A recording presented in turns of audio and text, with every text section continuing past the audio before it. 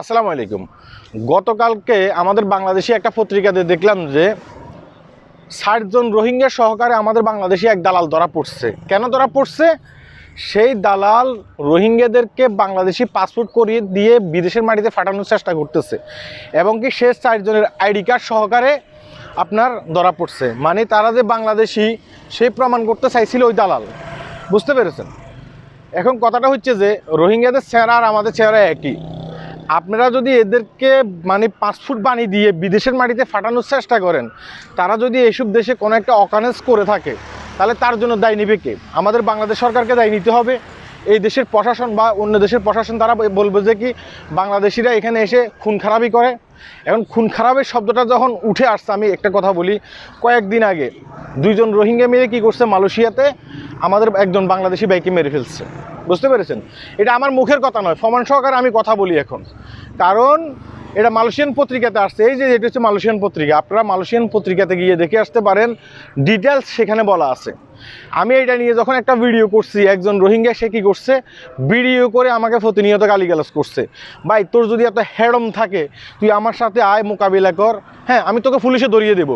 তুই কি করছিস আমাকে, তুই আমাকে অনলাইনে হুমকি দিচ্ছিস, তোর নামে সাইবার ক্রাইমের মামলা হবে। তোরা যদি আমি সরাসরি পাই, যদি একবারে আমার সামনে তুই দেখা হয়, হ্যাঁ তুই যদি পরিচয় দিস ওই লোকটা, তোর নামে আমি সাইবার ক্রাইমের মামলা করবো। হ্যাঁ, কারণ সাইবার ক্রাইমের মামলা তুই আমাকে অনলাইনে হুমকি দিছিস। আমি প্রমাণ দিয়ে ওই ভিডিওতে কথা বলছি। আমি বলছি যে 2 জন রোহিঙ্গা কী করছে, আমাদের এক বাংলাদেশিকে হত্যা করছে। এই দেখেন মালয়েশিয়ান পত্রিকা, আমি কিন্তু সেটা দেখিয়েও দিছি।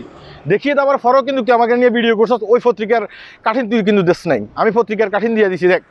তো আমি বলতে চাচ্ছি যে আমাদের অনেক বাংলাদেশি ভাই ব্রাদার আছে বিদেশের মাটিতে। হ্যাঁ, তো রোহিঙ্গা কোনো ভাই ব্রাদার যদি এই ধরনের কাজ করে থাকে বিদেশের মাটিতে, তার জন্য দোষী হবে তো আমরা দোষী হব না, আমরা বাংলাদেশিরা কিন্তু দোষী হব।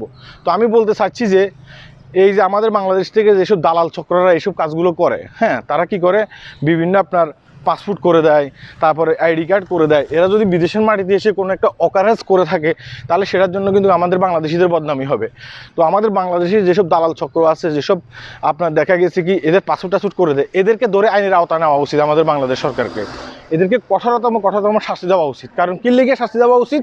হ্যাঁ, কারণ দেশের বদনামি হবে। আমি চাই না দেশের বদনামি হোক। হ্যাঁ, কারণ রোহিঙ্গাদের যারা রোহিঙ্গা বাইরে আছে, তাদের চেহারা আর আমাদের চেহারা একই। এখানে এসে মিশে গেলে, করে একটা অকারেন্স করে ফেললে, হ্যাঁ দেখা গেছে কি কেউ বলবে না যে এই লোকটা রোহিঙ্গা। কারণ এই লোকটার হাতে হচ্ছে বাংলাদেশি পাসপোর্ট, এই লোকটার হাতে হচ্ছে বাংলাদেশি পাসপোর্ট। এই লোকটা যদি কোনো একটা অকারেন্স করে, এটা বাংলাদেশে বদনামি হবে।